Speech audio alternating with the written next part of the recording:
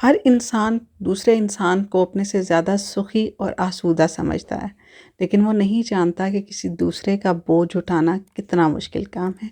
सल्लल्लाहु अला हबीबिही मुहम्मद व आलिहि व अस्हाबिही अजमाइन। अस्सलाम वालेकुम माय फैमिली, कैसे हैं आप सब? आई होप आप सब ठीक ठाक होंगे, खैरियत से होंगे, मज़े में होंगे। हम भी अल्हम्दुलिल्लाह बिल्कुल ठीक ठाक हैं, खैरियत से हैं। मेरी दुआ है कि अल्लाह ताला आप सबको भी शाद और आबाद रखें। जहाँ आप कदम रखें अल्लाह आपके लिए खैर और आसानी का मामला फरमाए, आमीन सुम आमीन। शुरू करते हैं आज का व्लॉग। आपकी बहन जो है ना वापस से डाइट पे जा रही है। मैं अभी लेके आई थी चिया सीड्स और इसके साथ मैं लेके आई थी फ्लैक्स सीड्स। तो ये दोनों मैं ले आई हूँ और अब मैं स्टार्ट करूँगी अपनी डाइट। इनके फ़ायदे बहुत ज़्यादा हैं। इनके अंदर ओमेगा 3 होता है जो कि आपके नेल्स, आपके बालों के लिए, आपकी स्किन के लिए बहुत ज़्यादा इम्पॉर्टेंट होता है। उसके अलावा इसके अंदर प्रोटीन, फाइबर, मिनरल्स बहुत कुछ होता है। इसके अलावा ये आपकी जो है ना स्टमक, आपको जिनको डाइजेशन का प्रॉब्लम है उनके लिए बहुत अच्छा है, इनको सॉल्व करता है। लेकिन बेहतर यही है कि इसको ज़्यादातर वही लोग यूज़ करते हैं जो कि डाइट करना चाहते हैं। जो ऑलरेडी स्किनी है तो वो इसको यूज़ ना करें, बट ये एक ताकत का ख़जाना है जो डाइट के साथ साथ अगर आप हैवी डाइट भी कर रहे हैं तो ये आपको वीकनेस नहीं होने देता। इनफैक्ट इनको लेने का सिर्फ मेन जो रीज़न होता है वो ये होता है प्रोटीन लेने का, ताकि आपकी जो एपेटाइट है वो कम की जा सके। जब आप प्रोटीन ज़्यादा मिक़दार में इंटेक करते हैं या फाइबर ज़्यादा लेते हैं तो उससे आपका स्टमक जो है ना वो फुलफिल रहता है और आपको भूख बार बार नहीं लगती। तो यही वजह है कि इनको लेने के लिए जब आप डाइट पे होते हैं तो आप इनको लेते हैं, इससे आपकी भूख कंट्रोल में रहती है। एज सच और इनका कोई कहा जाए तो कोई इतना नहीं होता। वैसे तो इनकी अपनी जो है, मैंने आपको बताया कि क्या क्या फ़ायदे हैं, लेकिन इनको लिया इस वजह से जाता है ताकि आपकी एपेटाइट जो है वो कंट्रोल रहे और आपका जो स्टमक है वो फुलफिल रहे। तो इनको एक्टिवेट करना काफ़ी ज़्यादा ज़रूरी होता है। जब भी आप इन सीड्स को यूज़ करें तो इनको 1 घंटा पहले या रात भर आप इनको भिगो कर रख दें। बाकी आपकी मर्ज़ी पे डिपेंड करता है कि आप इनको पानी के साथ ही, नीम गर्म पानी के साथ इसमें आप लेमन निचोड़ लें या फिर एप्पल साइडर विनेगर डाल लें, उसके साथ आप इसको ले सकते हैं। या फिर मेरी तरह मैंने इसके अंदर ओट्स भी डाल दिए थे और सुबह उठ के मैंने इनकी स्मूदी बना ली थी। मेरे पास, जैसे कि मैंने आपको बताया कि मेरी सारी मशीनें ख़राब हो गई हैं, मैंने भी ली नहीं है, लेकिन अगर आपके पास ब्लेंडर हो तो आप इसको ब्लेंडर में डाल के अच्छी तरह से ब्लेंड करें। मैंने इसके अंदर थोड़ा सा चॉकलेट पाउडर डाल दिया था फ्लेवर के लिए। आप भी चाहें तो डाल सकते हैं, वरना आप सिर्फ शहद डाल लें, या आपको कोई और फ्लेवर पसंद है तो आप वो इसके अंदर डाल सकते हैं। इससे सिर्फ ये होगा कि फ्लेवर थोड़ा सा चेंज हो जाएगा। चाहें तो इसके अंदर आप फ्रूट्स डाल सकते हैं और आप इसकी स्मूदी बना के भी पी सकते हैं, या इसको वैसे भी आप स्मूदी, मतलब आप खा भी सकते हैं स्मूदी को, उसके अंदर फ्रूट्स वगैरह डाल के। तो ये आप पे डिपेंड करता है। बेहतर है कि आप आलमंड मिल्क इसके अंदर यूज़ करें। मेरे पास सिंपल था तो मैंने वो यूज़ किया, लेकिन आइंदा मैं वो भी यूज़ नहीं करूँगी।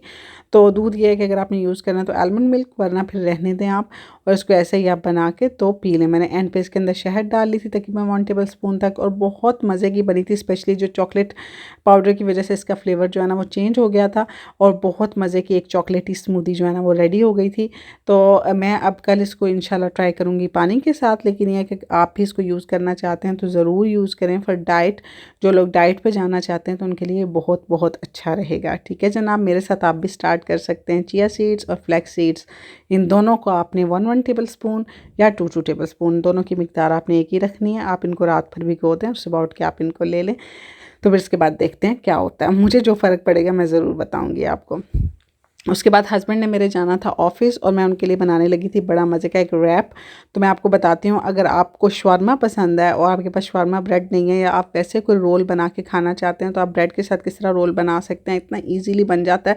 मैंने भी इसको कल फर्स्ट टाइम ट्राई किया था, अपने लिए बनाया था और मुझे इतना पसंद आया कि मैंने सोचा मैं आपके साथ भी शेयर करती हूँ कि किस तरह आप, अगर आपके पास पूरा वो रोल वाला नहीं है तो आप किस तरह एक अच्छा सा हेल्दी सा शवारमा रोल अपने लिए बना सकते हैं। बाकी फीलिंग आपकी अपनी मर्ज़ी है, जिस तरह आप करना चाहें। मैं भी करने वाली हूँ आपके सामने। पहले आपने करना ये है कि इस तरह ब्रेड्स के पीस जो है ना वो एक दूसरे के ऊपर आपने इस तरह फिक्स कर लें। चाहें तो थोड़ा सा पानी लगा लें, ठीक है। इस तरह आपने एक दूसरे के ऊपर रख देना है ताकि एक दूसरे के साथ जुड़ जाएं। और उसके बाद आपने बेलना ले लेना और बेलने के साथ आप इनको बेलना थोड़ा सा, ताकि एक दूसरे के साथ जुड़ भी जाएं और थोड़ी सी ब्रेड जो है वो पतली भी हो जाए। ज़्यादा बेलना नहीं है, ये नहीं कि ब्रेड को फाड़ देना है आपने, बस थोड़ा सा इसको थिन करना है और इस तरह दबा के, ताकि ये देखें इस तरह करके ब्रेड जो है ना वो आपस में जुड़ जाए। पहले इस तरह इन 2 पीसेस को मैंने जोड़ लिया है और उसके बाद मैं इन चारों को आपस में जोड़ दूंगी। इस तरह पूरी एक शीट बन जाएगी। चाहें तो आप इस तरह करके पिज़्ज़ा भी बना सकते हैं ब्रेड के ऊपर, एक एक पीस के ऊपर बनाने की ज़रूरत नहीं है। इसी तरह आप एक बड़ा सा पीस बना के इसको थोड़ी देर चूल्हे पर रखे ऊपर आप मायोनीज़ डालें, उसके अलावा इसके ऊपर चीज़ डालें और सब कुछ डाल के, और आप इसको पिज़्ज़ा टाइप भी बना सकते हैं। और इस तरह मैं आपको बता रही हूँ, इस तरह आप इसका रोल भी बना सकते हैं, बहुत मज़े का बनता है। तो बजाय इसके कि सैंडविच बनाने के, मैंने कहा थोड़ा सा आपको डिफरेंट तरीका आज बताते हैं। तो इनफैक्ट मेरा कैमरा सेट नहीं हो रहा था मेरे कैमरे का जो स्टैंड है ना, मेरा काउंटर टॉप छोटा है और स्टैंड जो है ना वो सेट नहीं होता, तो इस वजह से मुझे बार बार जो है ना चीज़ें मूव करनी पड़ती हैं। तो ये देखें, यहाँ पे फिर मैंने इस 2 पीस को भी इनके ऊपर रख लिया। यहाँ पे अगर आप थोड़ा सा पानी लगा लेंगे ना तो ये अच्छे से चिपक जाएंगे एक दूसरे के साथ। तो यहाँ से भी हम इसको फिर से बेल लेंगे अच्छी तरह से, ताकि ये चारों पीस जो है ना, ये देखें अब ये पूरा एक वो जो रोल टाइप है ना, पूरी एक ब्रेड की बन गई है। ठीक है, तो अब देखें, अब इसके ऊपर आप अपनी मर्ज़ी की फिलिंग डाल लें। मैं भी डालूंगी, आप मेरी फिलिंग भी देख सकते हैं। मेरे पास फ़िश थी और मैंने वो फ़िश डाल दी। इसके ऊपर बॉइल्ड फ़िश होती है, रेडी टू ईट होती है, तो वो मैंने इसके ऊपर डाल दी थी। अगर आपके पास कबाब हैं या आपके पास चिकन है या कोई भी फिलिंग जो आप उसके ऊपर ऐड करना चाहते हैं, आप कर सकते हैं। तो बहुत मज़े का बनता है, इसको ज़रूर ट्राई करके आपने मुझे बताना है कि आपको कैसा लगा। और फिलिंग तो बस मतलब जैसे कि मैंने बताया कि आप अपनी मर्ज़ी से डाल लें। उसके बाद जनाब, कल ना मेरी एक बंदी के साथ बहस हो गई टिकटॉक पे। बंदी स्पेन में ही होती हैं, बट शी इज़ डाइवोर्सी, और मतलब काफ़ी रूड और काफ़ी मतलब उनका बिहेवियर इस टाइप का होता है। तो उन्होंने वैसे ही कमेंट सॉरी अपनी पोस्ट लगाई कि आजकल जब भी यूट्यूब खोलें या फ़लाँ चीज़ खोलें, टिकटॉक खोलें, तो हर जगह पे जी फ़लाँ माम फ्रॉम हेयर एंड फ़लाँ माम फ्रॉम देयर। तो मैं तो थक गई हूँ देख देख के, तो पता नहीं लोगों के पास और कोई काम ही नहीं है, अपना घर, अपना फ़लाँ, अपने घर की चीज़ें दिखाने के अलावा। हत्ता कि वो बंदी खुद भी यूट्यूब पे हैं, खुद वो टिकटॉक भी बनाती हैं, सब कुछ करती हैं। तो ज़ाहिर है, अगर आप एक चीज़ पब्लिक करते हैं तो आप पब्लिक के लिए करते हैं ना। अगर आपके अंदर तनकीद बर्दाश्त करने का हौसला नहीं है तो डोंट डू इट, मतलब फिर आप पब्लिक ना करें अपनी चीज़ें, ताकि लोग जो है नीचे आके कमेंट ना करें।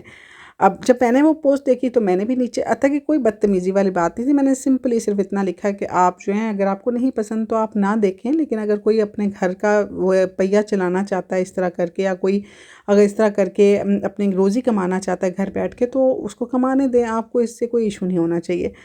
And she was so rude. और वो इतनी, पहले भी मैंने उनकी काफ़ी वीडियोस देखी हुई हैं कि अगर कोई वैसे भी उनके पोस्ट के नीचे आके कमेंट कर देता है तो वो उसको शुरू हो जाती हैं कि फ़लाँ के बच्चे हो तुम फ़लाँ हो, गालियाँ और बदतमीज़ी वो स्टार्ट कर देती हैं।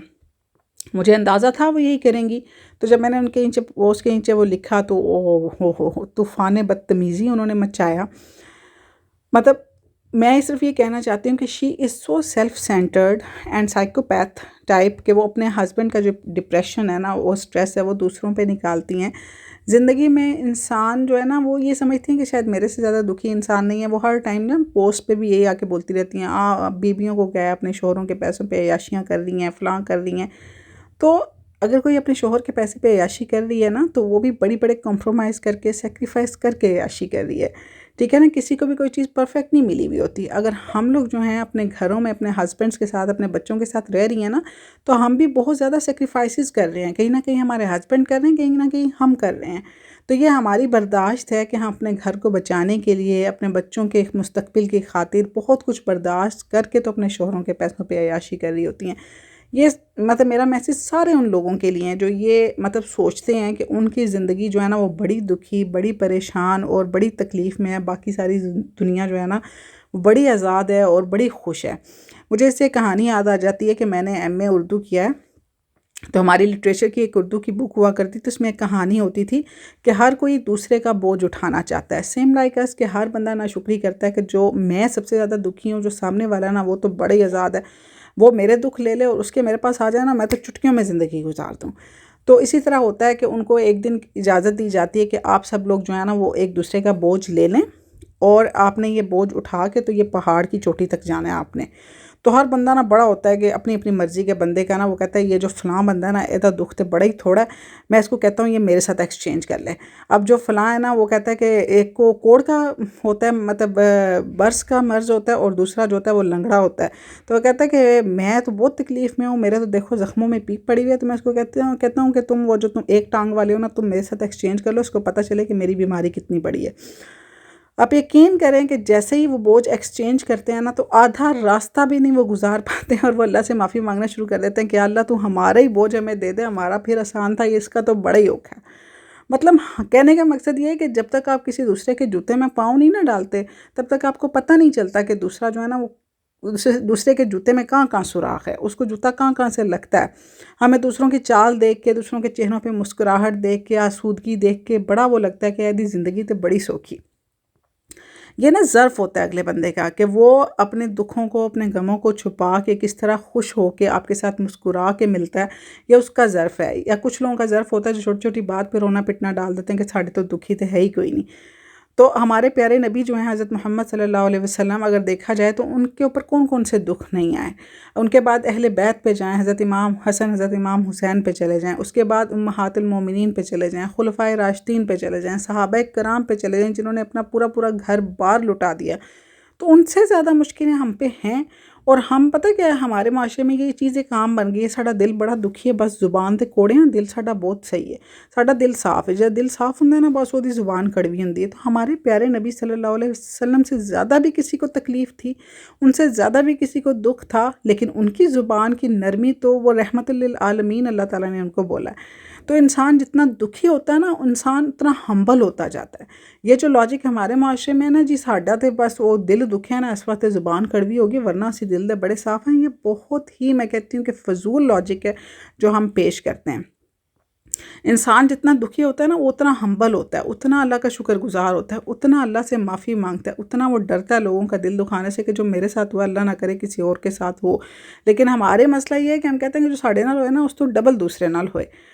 अल्लाह ताला हम सब पे रहम करें। बहरहाल मैं तो बस उस टाइम खामोश हो गई थी क्योंकि मैं चाहती भी नहीं थी बात बढ़ाना, लेकिन अगले बंदे की मैं सिर्फ आपको मेंटालिटी बता रही हूँ कि आप किसी को माँ बहन की गालियाँ निकाल के, या आप किसी के घर तक जाके आप ये समझते हैं कि इन्हों मैं घर तक छोड़ के आवाँगा और फिर आप ये समझते हैं कि लोग हमारी इज़्ज़त करेंगे, तो ऐसा नहीं होता है। आप इससे ये साबित नहीं कर सकते कि मैं तो बहुत ज़्यादा दुखी हूँ, या जो मुश्किलें मैं देख रहा हूँ वो दूसरा बंदा नहीं देख रहा। ये कहना बहुत आसान होता है। और अल्लाह ताला हम सबको हिदायत दें, अल्लाह हम सब पे अपना करम करें, और अल्लाह ताला हम सबको अपने हिफ्ज़ व अमान में रखें। अल्लाह हमें ज़ुबान की नरमी अता फ़रमाएँ, दिल की नरमी अता फ़रमाएँ। आमीन। मिलूँगी नेक्स्ट वीडियो में। रखिएगा अपना ढेर सारा ख़्याल, मुझे रखिएगा अपनी दुआओं में याद। अल्लाह हाफ़िज़।